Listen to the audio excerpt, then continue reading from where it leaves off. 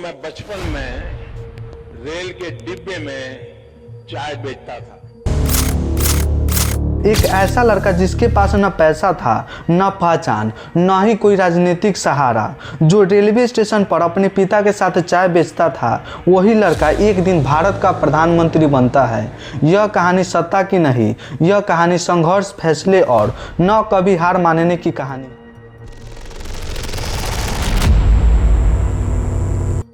नमस्कार दोस्तों, नरेंद्र मोदी जी का जन्म 17 सितंबर 1950 ईस्वी को गुजरात के वर्ल्ड नगर कस्बे में हुआ था।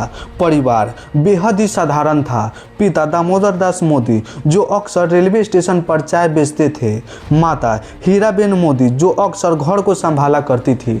घर छोटा था, संसाधन सीमित थे, लेकिन परिवार में मेहनत और अनुशासन था। और नरेंद्र मोदी खुद कई बार बता चुके हैं कि वे बचपन में अपने पिता के साथ रेलवे स्टेशन पर चाय बेचने में मदद किया करते थे। मैं बचपन में रेल के डिब्बे में चाय बेचता था और वहीं से नरेंद्र मोदी ने सीखा कि मेहनत क्या होती है और अनुशासन क्या होता है, और यही अनुशासन उनके जीवन की आखिरी नींव बन गई। बहुत ही कम उम्र में नरेंद्र मोदी ने घर छोड़ने का फैसला किए। यह फैसला किसी मजबूरी में नहीं, बल्कि खुद को समझने और जीवन को एक नया दिशा देने के लिए था। और यही फैसला उनकी जिंदगी को एक नया मोड़ दे दिया। घर छोड़ने के बाद नरेंद्र मोदी राष्ट्रीय स्वयं संघ यानी आरएसएस से जुड़े।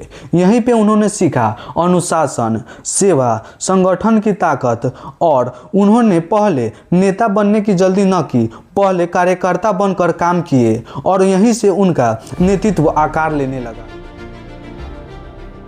और 1980 के दशक में नरेंद्र मोदी भारतीय जनता पार्टी यानी बीजेपी से जुड़े। शुरुआत आसान नहीं था दोस्तों, न कैमरा था, न मंच था, और न ही भाषण, बस थी तो लगातार मेहनत। और यही मेहनत एक दिन लोगों के नज़र में आने लगा जब जनवरी 2001 को गुजरात में भयानक भूकंप आया, तो जिसकी वजह से लाखों लोगों की जान चली गई।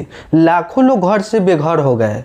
राज्य को एक तेज फैसला लेने वाले नेता की जरूरत थी, और इसी मुश्किल परिस्थिति में श्री नरेंद्र मोदी का नाम सामने आया और उन्हें गुजरात का प्रधानमंत्री बनाया गया।